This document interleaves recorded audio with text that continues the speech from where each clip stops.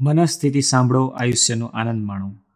વૃદ્ધાવસ્થા જેને કોઈ કાળે પરિપક્વ આનંદ, પ્રગાઢતા, અનુભવ, ક્રોધ અને માનવી ગરિમાનો પર્યાય માનવામાં આવતો હતો, તે આજની પરિસ્થિતિમાં સર્વત્ર ભારરૂપ થઈ પડેલી જણાય છે. તો પરમાત્માના વિધાનમાં ક્યાંય કોઈ એવી ભૂલ થયેલી જણાય છે? અધિકાંશ લોકો આ અવસ્થામાં દુઃખથી ખીજાતા દેખાય છે. આ સ્થિતિનો દોષ તેઓ પોતાના ભાગ્યને કે ભગવાનને આપે છે, કે પછી આજના સમાજનો દોષ દઈને સંતોષ માને છે. પરંતુ હકીકત તેથી વિપરીત છે. વૃદ્ધાવસ્થાના ક્ષોભનું કારણ એ પોતે જ છે. સાચું એ છે કે ચિંતનની વિકૃતિના કારણે ટ્વેડાની વૃદ્ધાવસ્થાનું કારણ પોતે ઓઢી લે છે. ફ્રેન્ક એન્ડ વેગલાસ કંપની તરફથી પુસ્તક પ્રકાશિત થયું, staying young beyond your years.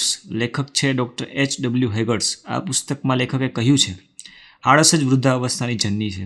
એક જર્મન ચિકિત્સક ક્રિસ્ટોફર વિલ્હેર યુલ્ફેલે પોતાના મેક્રોવિયર નામના પુસ્તકમાં લખ્યું કે આપણી ભાવનાત્મક આદતો જ આપણામાં ઘડપણ લાવે છે.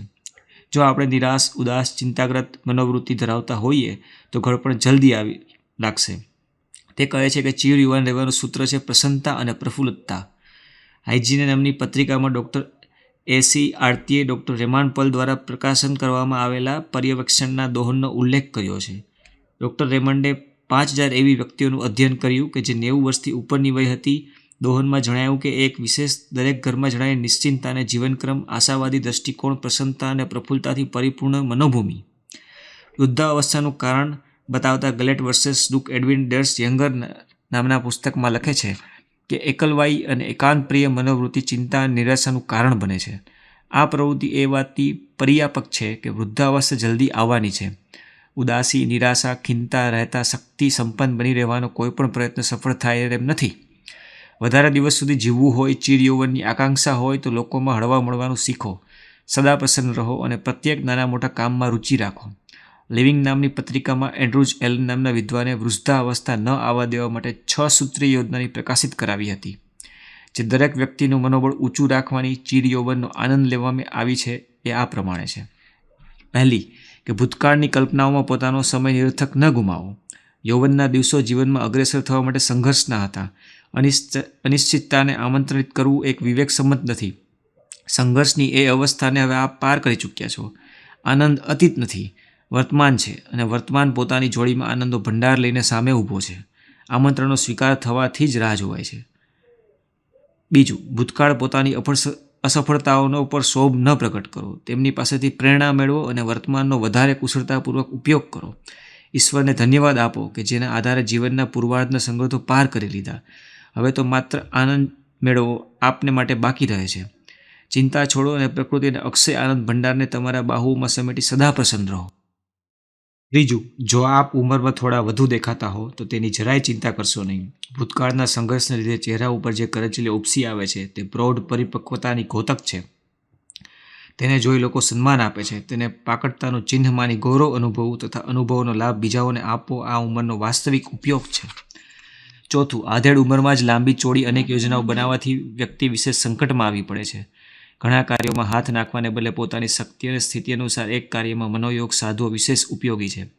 બિનજરૂરી દોડધામ અને ચિંતાથી થાક લાગી જાય છે અને ઘડપણનો પ્રભાવ દેખાવા લાગે છે. કામ કરો પણ પોતાના સામર્થ્યને અનુરૂપ કરો અને વિશ્રામની ઉપેક્ષા ન કરો. પાંચમું, કદી એવું ન વિચારો કે અહીં પોતાની શક્તિ ઇતિશ્રી આવી ગઈ છે. નવીન સ્ફૂર્તિ માટે નવી દિશાઓની તલાશ કરો અને નવા કામ શીખવા મન લગાવો. નવી નવી શોધ આપને આનંદ આપશે.